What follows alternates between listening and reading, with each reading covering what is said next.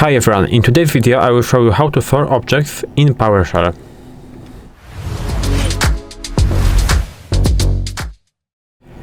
So let's start the video, and as I said before, in this video I will show you how to sort objects in PowerShell, because sorting I think is essential when you are working with large outputs, and it might be very helpful. So first of all, in order to sort something, we use Sort-Object with a property. So let's say that we have a get process command like this, and now by default it is sorted by process name. As you can see, alphabetically it is A, B, C and so on. And let's say that we want to sort it by CPU usage. How can you do it with a sort object?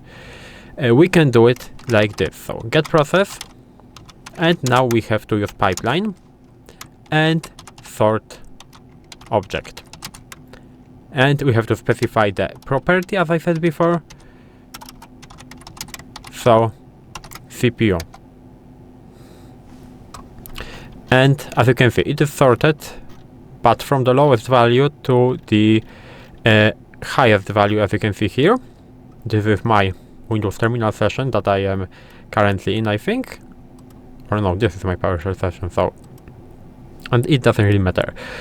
How can we, I would say, reverse the order? So how can we get this 400 at the top and the zeros at the bottom? We have to use descending order. So we can to use again a get process, and now sort object, and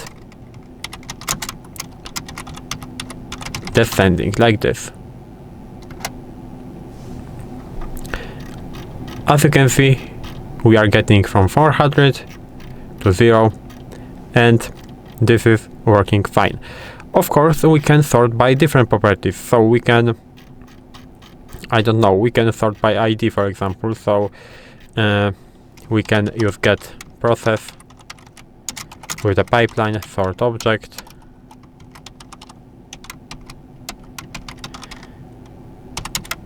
by ID. As you can see, again we are getting from the lowest ID. In this case it is, I would say, better, because we can count from 0 to, for example, 10,000.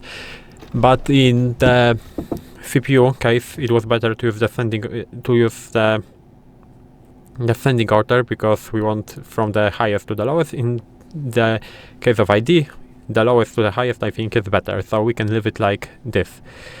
And now, of course, we can use multiple sort keys. So we can do something like this: get and process with the pipeline and with the sort object, and we can do name and CPU. What does it mean? Well, first sort by ID, I mean by name, not by ID, and then we will sort by CPU usage. So as you can see here, we are sorting because we have some processes that name with the same name. So this, for example, Microsoft Edge, we are sorting by, first of all, by name, and if we have the same name, then we are sorting by CPU. As you can see here, we have 3, 3, 1, 0, 2, 0, 9, 10, 0, 11, and again I think it is better to use this descending order, so like this. And as you can see now, maybe no, because right now we are getting the output from the value from W to A, so I think we will leave it like we did it before. So I think this is better. And of course we can maybe clear that we can sort files, so we can do something like this. Not only the command output, but also the files. So sort object length and descending like this. So as you can see, the I would say the biggest